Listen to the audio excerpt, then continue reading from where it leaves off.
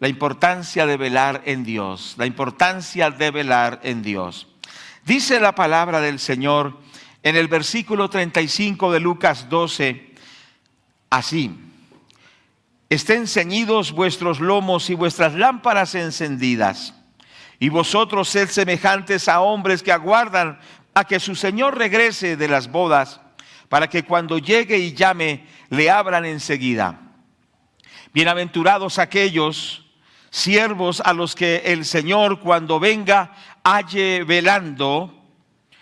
De cierto os digo que se ceñirá y hará que se sienten a la mesa y vendrá a servirles. Y aunque venga a la segunda vigilia, y aunque venga a la tercera vigilia, si los hallare así, bienaventurados son aquellos siervos. Pero sabed esto, que si supiese el padre de familia a qué hora el ladrón había de venir, velaría ciertamente y no dejaría minar su casa.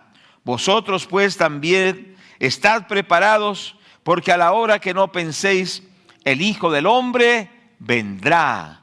Gloria sea al nombre del Señor. Aleluya. Estamos en un momento muy importante, estamos en un tiempo de transición entre este año que está terminando y el que empezaremos en unas horas, ¿cierto que sí? Iniciará un próximo año, pero esto es muy importante, es un nuevo ciclo, es una nueva oportunidad, es una nueva temporada. Por eso nosotros debemos entender esto, la importancia de la transición que estamos viviendo. Porque Dios quiere que entendamos la importancia que tiene cada periodo de vida que nos da. Esto es muy importante. Entonces, en este nuevo periodo que vamos a entrar, tenemos que entrar en la perfecta comunión con Dios, ¿cierto que sí? Por eso nos guardamos de no prestarnos para los vicios, para los pecados, para la maldad, sino que queremos entrar en este año como lo que somos, templos del Espíritu Santo. ¿Cuántos dicen amén? Para la gloria de Dios, porque para eso vivimos. Entonces nosotros debemos evaluar en esta nueva etapa qué es lo verdaderamente importante. ¿Cierto que sí? Lo que realmente es importante en nuestra vida. Hay cosas que son importantes, pero otras son más importantes. Tenemos que ser gente de prioridades en este año que entra. También debemos en esta transición descubrir el verdadero propósito de Dios para nosotros. Ustedes saben que Dios tiene propósitos con nosotros, ¿cierto que sí?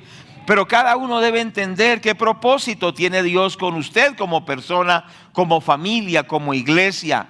No podemos entrar en esta nueva etapa con una vida sin propósito, sino con una vida llena del propósito de Dios. Es muy triste vivir sin propósito en la vida. Por eso mucha gente opta por suicidarse, mucha gente opta por entregarse a los vicios y a tantas cosas y pierde el norte de su vida porque pierde el propósito, ¿cierto? Pierde el propósito, el verdadero propósito y los verdaderos valores para los cuales fuimos creados por Dios. Y algo que nosotros vemos en este mismo capítulo, ¿cierto que sí? En los versículos anteriores, nosotros observamos que Jesús habla de un rico insensato, ¿cierto? Y este rico insensato tenía un problema con los valores, con lo que verdaderamente vale en la vida. La Biblia dice que él había sido muy productivo, versículo 16, pues le refirió una parábola. Y el versículo 16. También le refirió una parábola diciendo: la heredad de un hombre rico le había producido mucho. Es decir, había sido un hombre productivo en su vida, ¿cierto? Había sido una persona de mucha productividad, ¿cierto? En su vida empresarial, en su vida laboral, en su vida profesional y en su vida económica. Había sido muy exitoso. Tenía también grandes proyectos para el futuro. Dice el versículo 17, y él pensaba dentro de sí diciendo: ¿qué haré? Porque no tengo dónde guardar mis frutos. Y dijo: esto haré, derribaré mis graneros y edificaré mayores, y allí guardaré todos mis frutos y mis bienes. Entonces era una persona con una proyección al futuro, más grandes graneros, una proyección, expansión económica y comercial. Y el problema que él tenía es que no había previsto para su vida espiritual y para la vida después de la muerte.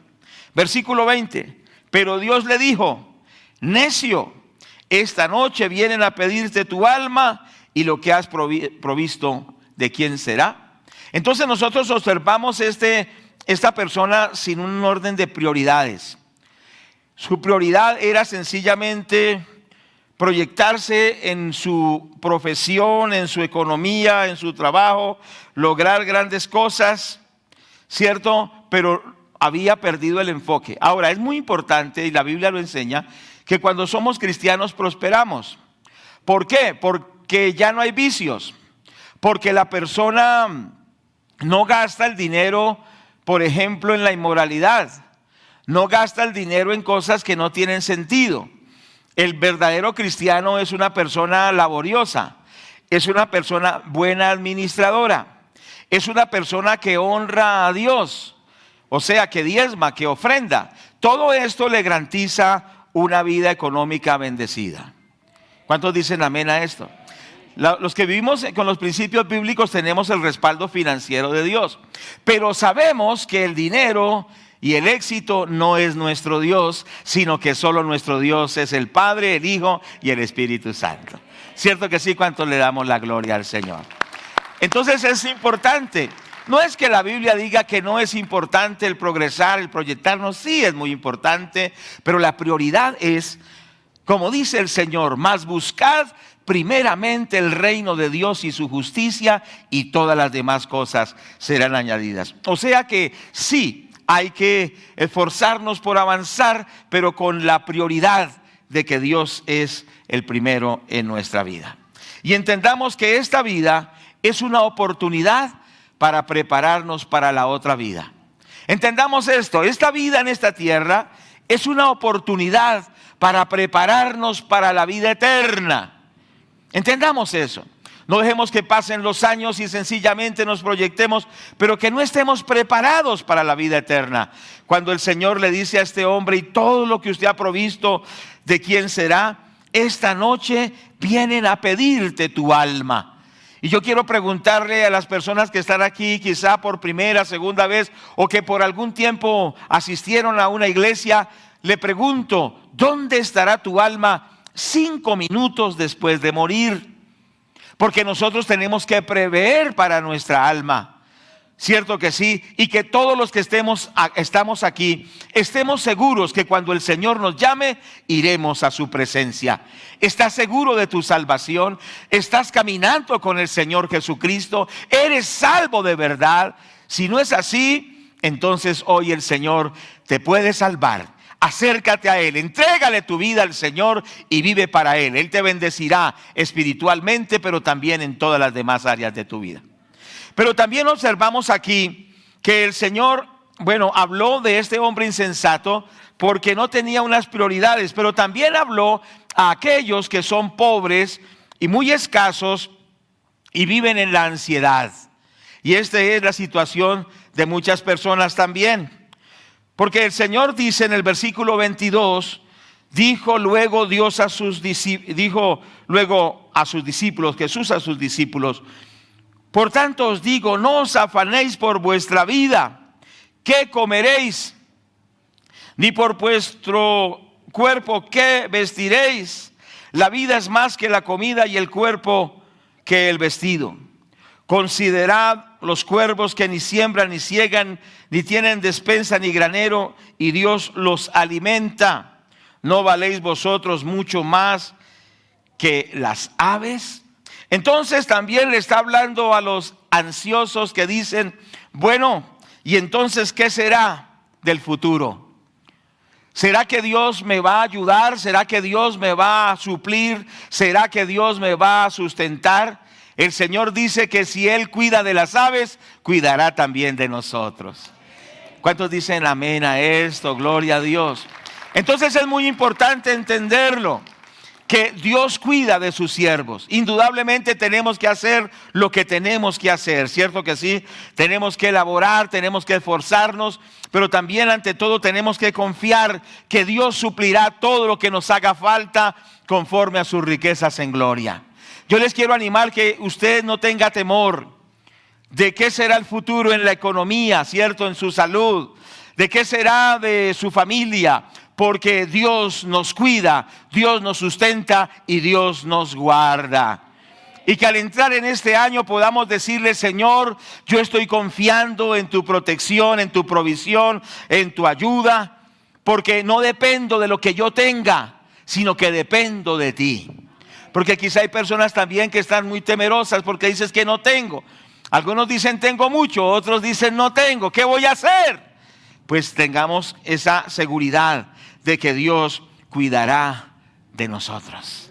Una canción antigua decía: Dios cuidará de ti en tus afanes y en tu dolor. Dios cuidará de ti. Yo quiero decirles a todos ustedes: el Dios que nos ha cuidado hasta ahora nos seguirá cuidando en este nuevo año que entra. ¿Cuántos damos gracias al Señor? Amén. Pero entonces lo que el Señor quiere que entendamos es lo siguiente: el centro de nuestra vida no es lo material, lo económico, así tengamos mucho o así tengamos poco. El cimiento de nuestra vida es Dios y su santa palabra, que nos da la sabiduría, que nos da la fe, que nos da la guianza y que nos ayuda a salir adelante en medio de todas las dificultades. Pero el Señor coloca un fundamento. Versículo 31. Mas buscad el reino de Dios y todas estas cosas os serán añadidas. No temáis, manada pequeña, porque a vuestro Padre le ha placido daros el reino. Entonces nos dice el Señor: busquemos su reino y las demás cosas serán añadidas. Ustedes saben que Haití es el país más pobre de América. Y a Haití le han invertido miles de millones de dólares en asistencia social, ¿cierto? En dinero en efectivo, en ciencia, en tecnología. Pero Haití no supera la crisis. ¿Sabe por qué no supera la crisis? Porque es un país dedicado a la hechicería y a la brujería. Y por más plata que le metan, porque no es la solución el dinero, aunque ayuda, ¿cierto? Pero ¿qué es lo que necesita Haití y las demás naciones? Volvernos a Dios y a su palabra. Y cuando volvemos a Dios y a su palabra, las naciones prosperan, las familias prosperan, las ciudades prosperan y las personas prosperamos también. Entonces es más que sencillamente un fundamento económico. Importante es tener la economía, el intelecto, la tecnología, la proyección empresarial, pero entendiendo que primero es Dios y de Dios surgen las demás cosas. ¿Estamos de acuerdo? Damos la gloria a Dios por eso. Entonces esto es muy importante. Pero entonces el Señor, luego de que habla de esto, nos llama a que estemos ceñidos, que estén ceñidos nuestros lomos. Vamos al versículo 35. Entonces, colocando este fundamento que la prioridad es espiritual, que las demás áreas también son importantes, pero hace un énfasis muy especial y dice precisamente en el versículo 35: estén ceñidos vuestros lomos y vuestras lámparas encendidas. Aquí está hablando de actitudes espirituales, ¿cierto que sí? Nos está hablando de ceñir los lomos. Resulta que cuando los judíos tenían que caminar jornadas largas, ellos usaban ropas largas también y sueltas, como faldones, por decirlo de alguna, o túnicas, ¿sí me hago entender? ¿Qué tenían que hacer ellos? Tomar esas vestiduras, ¿cierto? Y colocárselas en su cintura, quedar como en pantaloncitos cortos y amarrarse esa ropa a su cintura, a sus lomos. Entonces se ceñían, eso se llamaba ceñirse, ¿cierto? Es decir, tomar todo eso, toda esa ropa y amarrársela aquí para poder laborar, para poder caminar, para poder hacer la labor. Entonces Dios nos está diciendo, o nos dice en su palabra, que nuestros lomos estén ceñidos. Es decir, que nada nos estorbe para amar a Dios. Que nada nos impida para estar dispuestos a servir al Señor. Que nada nos enrede para que no podamos servir a Dios, sino que nosotros ciñamos nuestros lomos. Que no tengamos distracciones, sino que estemos como esas personas que ceñían sus lomos y podían laborar y podían caminar. Es decir, estar preparados, estar diligentes. El Señor nos dice que ciñamos nuestros lomos. Por eso también dice la palabra que ciñamos los lomos de nuestro entendimiento. Que llevemos cautivo todo pensamiento a la obediencia a Cristo. Que no nos dejemos gobernar por los conceptos secularistas o por los conceptos diabólicos o por los conceptos que nos presentan las circunstancias, sino que nosotros sujetemos todo eso a Dios y nos dispongamos a ser diligentes en amar, en honrar y en glorificar a Dios. También dice que las lámparas estén encendidas, ¿cierto? Es decir, que aquí indudablemente es un contexto de la venida del Señor. Es muy importante entender, amados, que la Biblia nos enseña que Jesús viene pronto. ¿Cuántos lo creen? Y sabe una cosa, hoy se están levantando doctrinas y teologías que dicen que no, que Jesucristo no vendrá. Otros dicen que ya vino y están desvirtuando la venida del Señor. Pero recuerde que el Señor Jesucristo dijo que una de las señales de su venida sería la restauración de Israel. Ustedes saben que casi por 2000 años Israel estuvo por las naciones, hasta que en el año 1948 fue establecido como nación en su tierra. Resucitaron el idioma hebreo, fueron constituidos como nación, e Israel desde el 48 hasta acá es una nación que la han querido destruir pero no han podido. Israel es el reloj profético de Dios. Y con esta venida de Israel y siendo establecidos en su tierra, es una señal de que la venida del Señor está cerca. Otra señal respecto a Israel es la reconstrucción del templo.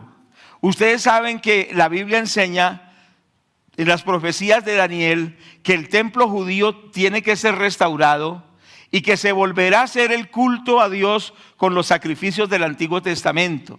Y ustedes saben que ya todo está preparado, ¿cierto que sí? Que ya todos los implementos están preparados, ya han entrenado a los sacerdotes, ya tienen los animales para el sacrificio, ya todo está listo, está preparado. ¿Cierto que sí? Es decir, que solamente falta una situación política para que digan, bueno, pueden construir el templo en el lugar donde se debe construir. Es decir, que es cuestión de algo rápido según el plan de Dios. Es decir, lo que quiero decir es que esta señal está a punto de cumplirse porque ya todo está preparado. La Biblia habla de una religión mundial y usted sabe que este Papa es muy extraño. El Papa ha establecido en esos países árabes un lugar donde hay un templo para judíos, para cristianos y para musulmanes, ¿cierto? Es un centro de adoración para las tres religiones abrahámicas, ¿cierto? Y lo llama la fraternidad mundial. Usted ve cosas extrañas como, por ejemplo, ya están diciendo que para usted tener el registro, y lo están promoviendo en los países y algunos países lo están usando, el tal microchip, que es una pequeña capsulita que le colocan en la mano derecha, ¿cierto? Y ahí usted puede leer que usted ya tiene la vacuna, que usted ya tiene, bueno, toda su información de salud y demás informaciones. Entonces nosotros vemos que el mundo en todos los sentidos se está enfocando a que se cumpla esa profecía de que Cristo viene pronto. ¿Cuántos me están escuchando? Hace unos días citaron la NASA 24 teólogos de diferentes religiones para que le expliquen al mundo la vida extraterrestre, porque aseguran de que los extraterrestres se están manifestando abiertamente y entonces que los gobiernos no lo están divulgando porque sería un impacto tan terrible que la gente quedaría como en shock. Entonces están pidiendo que los teólogos de las diferentes religiones digieran esa información y la manejen para mirar cómo se la pasan suave a la población. Pero sinceramente yo lo que creo es lo siguiente: ha habido mucho avance de la tecnología en cuanto a la genética y han avanzado mucho en estas situaciones, más la obra satánica. ¿Y qué nos van a decir? Nos van a decir que millones, cientos de millones desaparecieron, pero que ¿quiénes se los llevaron? Van a decir que fueron los extraterrestres, pero nosotros sabemos que no fueron ellos, sino que fue el Señor Jesucristo que vino por su iglesia. ¿Cuántos dicen amén a esto? Estos temas hay que estudiarlos un poco más, porque el Señor le dice a su pueblo que esté preparado, que esté ceñido sus lomos, ¿cierto que sí? Que tenga sus lámparas encendidas, que no se apaguen, ¿cierto? Que seamos diligentes, porque en el momento menos esperado llega el Señor.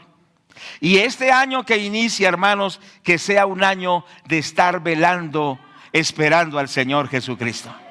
¿Cierto que sí? Nosotros como cristianos lo debemos estar esperando siempre. ¿Cierto que sí? Solo el Padre sabe el día y la hora, pero hay señales que se van cumpliendo, pero nosotros tenemos que estarlo esperando, porque nosotros sabemos que Él dijo que volvería, y si Él lo dijo, Él volverá. Pero tenemos que estar velando, dice la palabra en el versículo 37 y 38. Bienaventurados aquellos siervos a los cuales su Señor cuando venga halle velando. De cierto os digo que se ceñirá y hará que se sienten a la mesa y vendrá a servirles.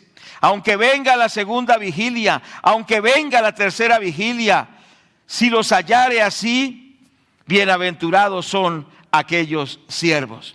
¿Qué es lo que nosotros debemos hacer? Velar, esperando la venida del Señor. Aunque pase la primera vigilia, la segunda vigilia o la tercera vigilia, estamos esperándolo. Dice la palabra de Dios, bienaventurados son aquellos siervos que cuando Él venga los halle velando y esperando al Señor. Porque resulta que ya muchos, como ya les expliqué, ya no esperan al Señor. Ya esta enseñanza la han obviado. Ya dicen, no, eso no es así, Él ya vino o no vendrá nunca. Pero es importante entender que el Señor dice que bienaventurados son aquellos que cuando Él venga los halle velando. Más cerca está que antes la venida del Señor. El Señor nos llama a estar velando, a estar diligentes con las lámparas encendidas, ceñidos nuestros lomos, diligentes y esperando la venida de nuestro Señor Jesucristo. Gloria a Dios, porque el Señor puede venir en un momento que no lo esperan. Y así lo dice la palabra de Dios, que vendrá cuando nadie lo espera. Dice el versículo 40 precisamente, vosotros pues también estad preparados, porque a la hora que no penséis, el Hijo del Hombre vendrá. Entonces esta tiene que ser una actitud de todos los cristianos, ¿cierto que sí? Una actitud de estar esperando al Señor, de vivir a la luz de la eternidad, sí, de desarrollar todos los aspectos de la vida. Porque tiene que haber un equilibrio, no podemos abandonar nuestras responsabilidades familiares, laborales, intelectuales, sociales. No las podemos abandonar, pero tampoco podemos descuidar nuestra vida espiritual. Tenemos que tener ese equilibrio, no sé si me hago entender. Tenemos primeramente que llenarnos de Dios, esperarlo, estar velando, estar vigilantes, cierto que sí, estar ceñidos nuestros lomos, pero a la vez haciendo lo que nos corresponde aquí y desarrollando todo lo que nos corresponde hacer aquí también, un equilibrio. Si me hago entender, pero haciendo prioridad en que estemos preparados, porque lo que viene con el Señor es eterno. Las demás cosas quedan acá, pero lo que es con Dios nos bendecirá por la eternidad. Entonces es muy importante que nosotros entendamos esto, amados hermanos, que seamos mayordomos fieles. Un mayordomo es un administrador, y es muy importante entender que Dios nos ha hecho administradores a nosotros. No somos los dueños, somos administradores. Y cada cristiano tiene que verse como un administrador. Por ejemplo, usted tiene una empresa. Usted no es el dueño de esa empresa. Usted es el que le administra esa empresa a Dios. ¿Cuántos me están escuchando? tenemos recursos, tenemos inteligencia, tenemos capacidades, pero somos administradores de Dios y tenemos que darle cuentas a Dios. Es importante entender esto. La mente humanista o secularizada dice que el hombre es el centro de todo, que no necesitamos a Dios, que nosotros decidimos qué hacemos, qué nos proyectamos y que no tenemos que darle cuentas al Creador. Pero la Biblia dice que nosotros como administradores tendremos que darle cuentas al Señor de lo que somos y de lo que Él nos ha dado. Por eso nadie puede vivir sencillamente como quiera.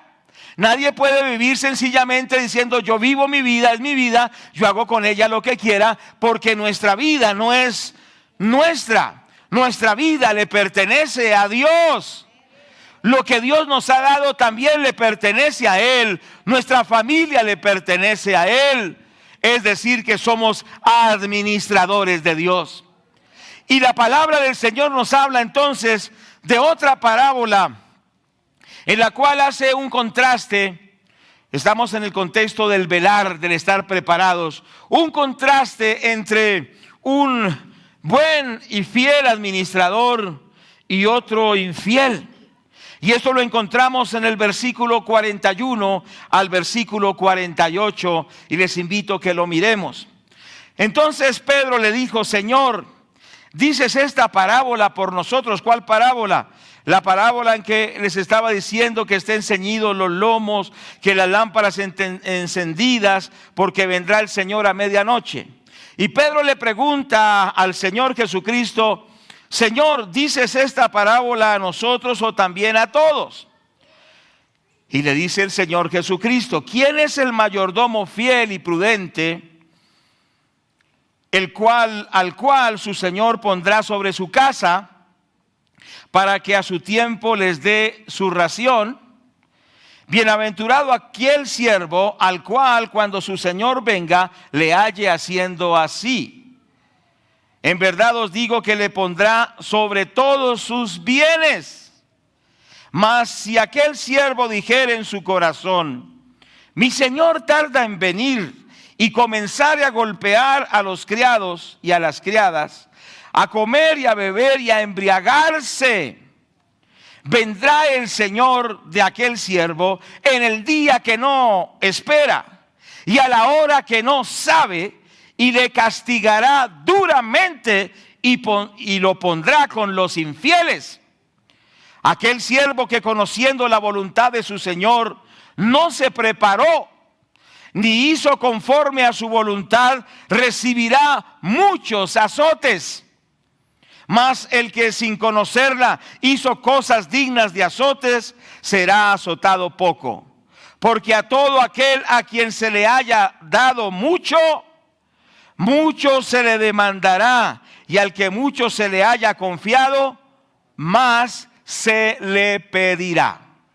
Entonces nosotros vemos aquí un contraste entre dos tipos de administradores, ¿cierto? Volvamos a hacer ese énfasis: somos administradores.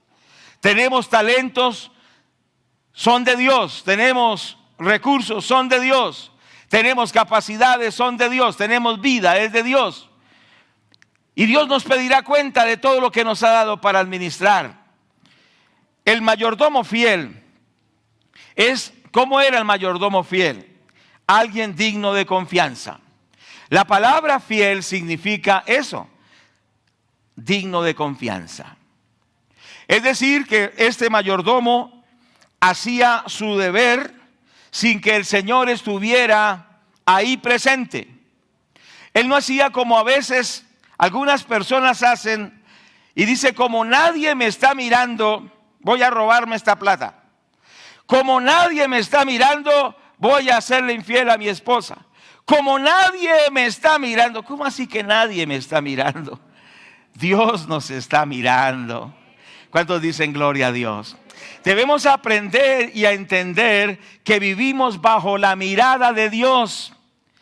Que los países no necesitan más policía, más leyes restrictivas, sino que los países necesitan es el temor de Dios en el corazón de cada persona. ¿Cuántos dicen amén a esto? Dios nos está mirando y estamos bajo la mirada de Dios. Pero la persona fiel, que es digna de confianza, dice: yo vivo para agradar a Dios. No estoy haciendo una obra teatral, ¿cierto?, mientras me están viendo, sino que estoy viviendo a la luz de la presencia de Dios. ¿Cuántos dicen amén a esto? Entonces el mayordomo fiel hace las cosas porque es íntegro y sabe que lo que es su vida es para la gloria de Dios. ¿Para qué fuimos creados? Para la gloria de Dios, para cumplir los propósitos de Dios. Entonces el mayordomo fiel está allí en el secreto orando, en el secreto sirviendo, en el secreto haciendo la voluntad de Dios, porque sabe que al ser fiel, aunque no lo están aparentemente supervisando de cerca, Dios lo está viendo y de Dios tendremos recompensa. Amados hermanos, vivamos esa vida cristiana con integridad. No porque otros nos vean o no nos vean, sino porque amamos al Señor y queremos agradarlo. Y le aseguro, según la palabra, que usted recibirá recompensa grande de parte de Dios.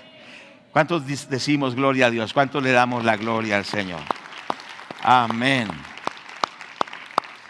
Aleluya. Es una persona, el fiel, es una persona, o este hombre fiel, que perseveró en hacer lo correcto con esmero. Perseveró en hacer lo correcto. La Biblia dice: no nos cansemos de hacer el bien, porque recibiremos recompensa en el debido tiempo.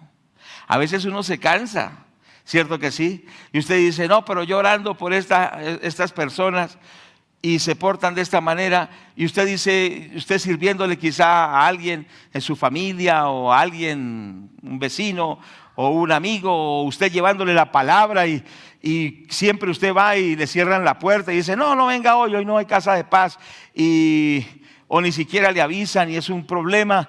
Y usted dice: Señor, pero yo ya estoy cansado de estar yendo a ese lugar a predicarles, a llevarles la palabra, a orar por ellos, y siempre con lo mismo. La Biblia dice que no nos cansemos de hacer lo bueno.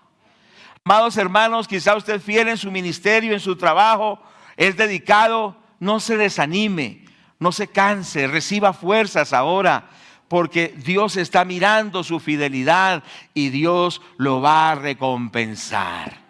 ¿Cuántos dicen amén a esto? Gloria a Dios, amén. Amén. Gracias a Dios.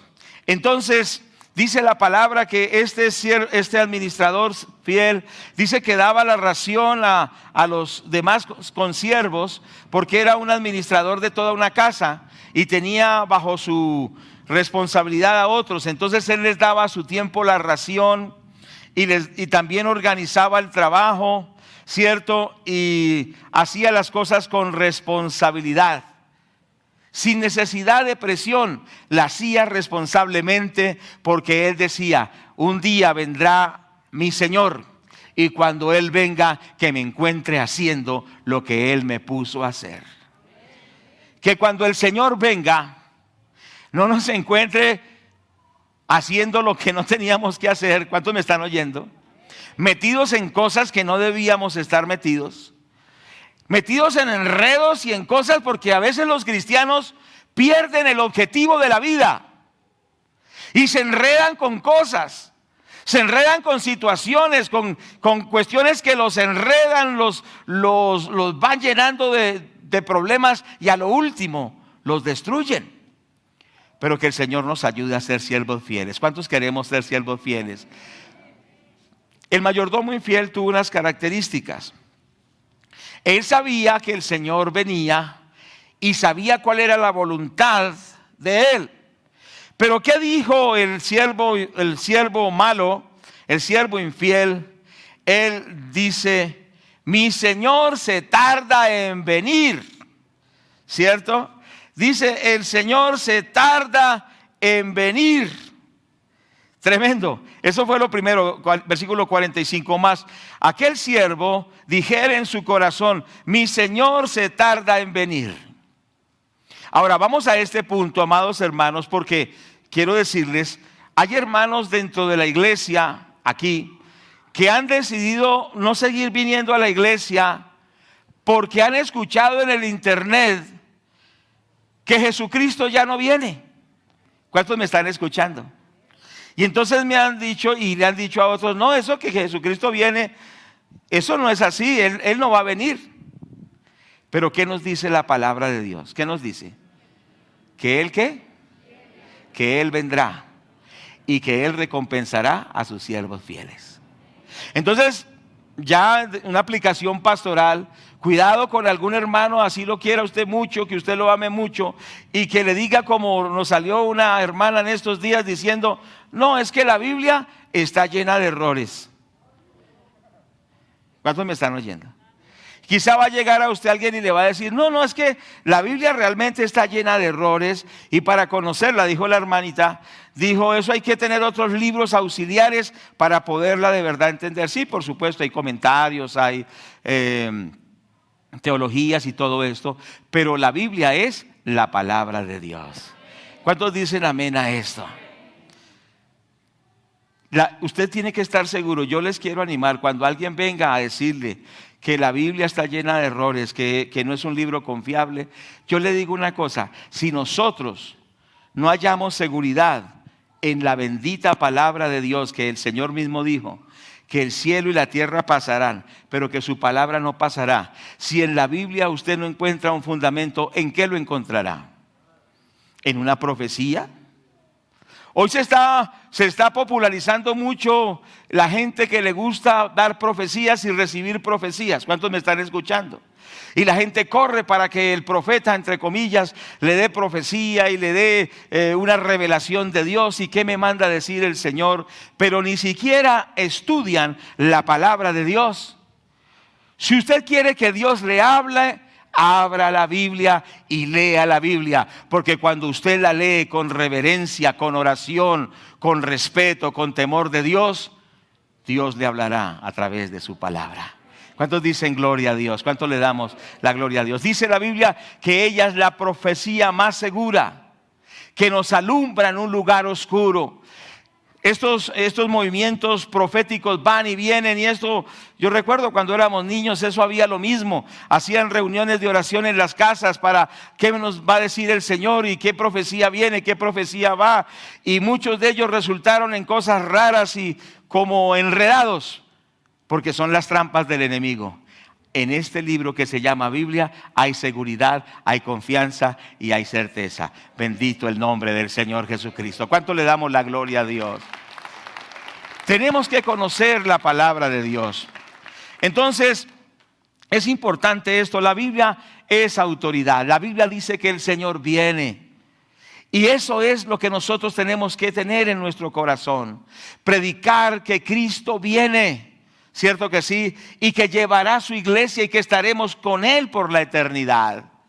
Usted tiene que conocer esto en la palabra, estudiarlo en la palabra y anhelar esto. Pero este hombre dijo, el Señor se tarda en venir. Y otros dicen, no, Él ya no volverá. Y empezó, dice la palabra de Dios, a maltratar a sus consiervos.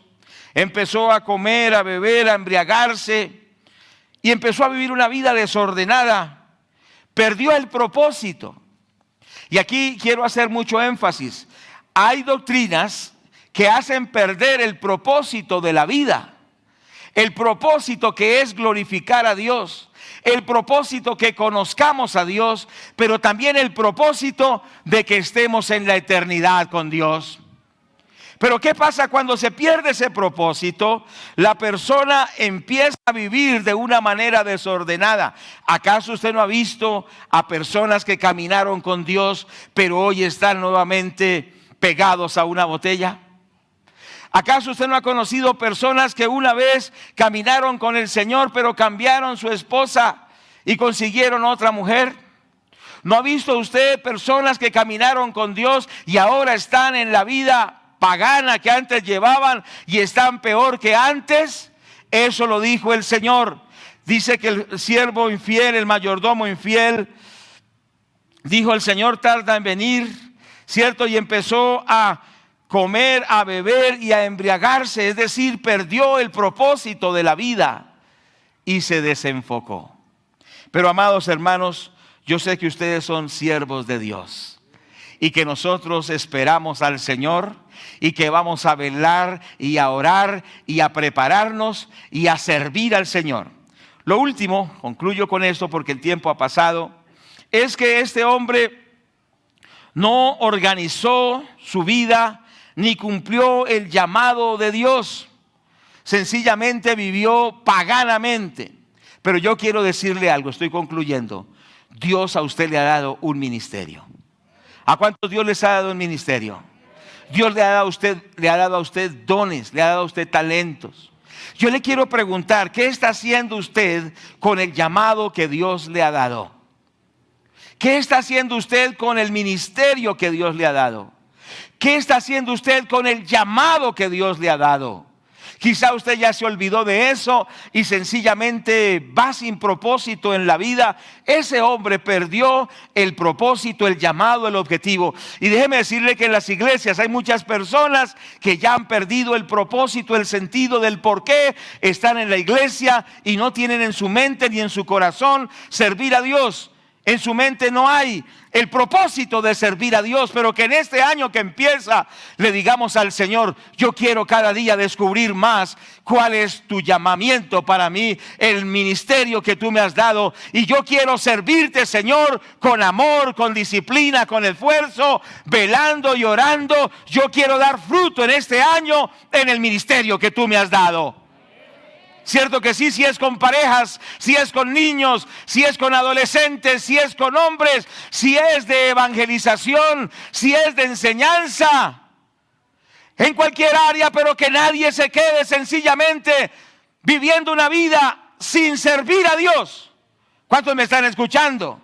Porque está muy enfrascado en tantas cosas, porque está muy lleno de tantas cosas, pero no sirve al Señor, no está cumpliendo con lo que Dios le ha dado que haga. Y yo quiero decirles que así como en el cuerpo, todas las partes del cuerpo, hasta el dedito pequeño del pie, tiene una función, así todos en el cuerpo de Cristo tenemos un ministerio que desarrollar. Cierto que sí, así sea visible o no visible, así se sienta que es importante o no importante, todos tenemos que cumplir un llamado, un don, un talento que Dios nos ha dado. Pero recuerde que los dones y los talentos se desarrollan. La Biblia nos dice que el Señor le dio 5 talentos a alguien, y cuando el Señor vino ya no tenía 5, ahora tenía ¿cuántos? 10. A otro le dio 2, y cuando vino el Señor, ¿cuántos tenía? 4. Y el que le dio 1, ¿qué hizo? Lo enterró y dice: me dio miedo porque tú eres tan bravo, Señor, que me ibas a pedir cuenta y tú respondí. Y el Señor le dijo: has hecho mal, eres un siervo malo y negligente. Pero yo sé que ustedes y yo somos personas que cumpliremos el llamado y propósito de Dios y desarrollaremos los dones, los ministerios y los talentos con fidelidad para Dios, porque estamos sabiendo que el Señor viene. Y el Señor dice en su palabra: he aquí yo vengo pronto y mi galardón conmigo a recompensar a cada uno según sea su obra. Hablamos con una hermana que se le apoyó en varios ministerios y siempre le decíamos: es un privilegio hacer eso. Y la hermana decía: ¿qué privilegio es eso? Yo no le veo ningún privilegio recibir iglesias, atender gente, tener sectores. Dígame una cosa, ¿es un privilegio que Dios nos dé un ministerio? ¿Sí o no? ¿Es un privilegio que Dios nos permita predicar su palabra? Los ángeles no pueden predicar la palabra de Dios. Nos ha dado a nosotros ese ministerio de la reconciliación. Los ángeles quisieran hacer lo que nosotros hacemos, quisieran estar predicando el evangelio, pero es algo que Dios nos ha dado a nosotros. Dígame una cosa, todos esos talentos, todos esos dones, todos esos ministerios, ¿son un privilegio o no son un privilegio?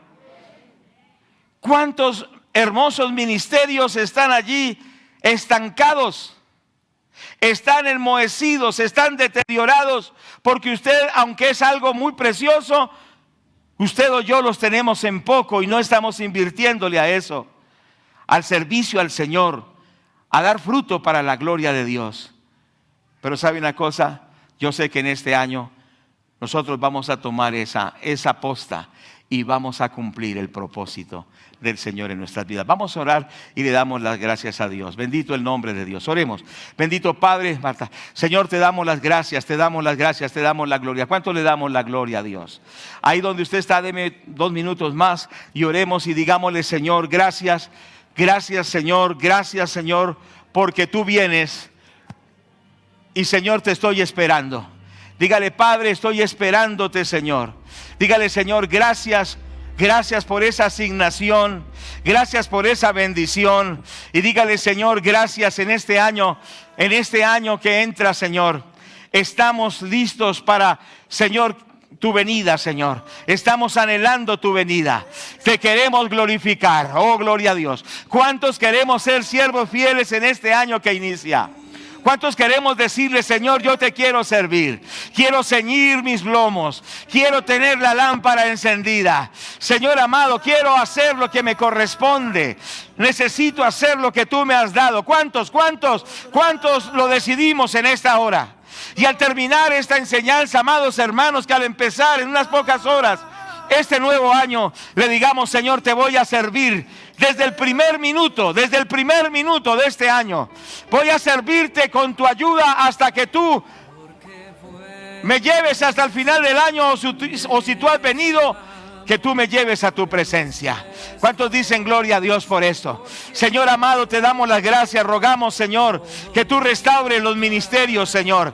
Que tú restaures los llamamientos, Señor. Señor, yo te ruego que esos ministerios que tú has dado, esos llamamientos que tú nos has dado, se restauren, Señor, se edifiquen, se fortalezcan.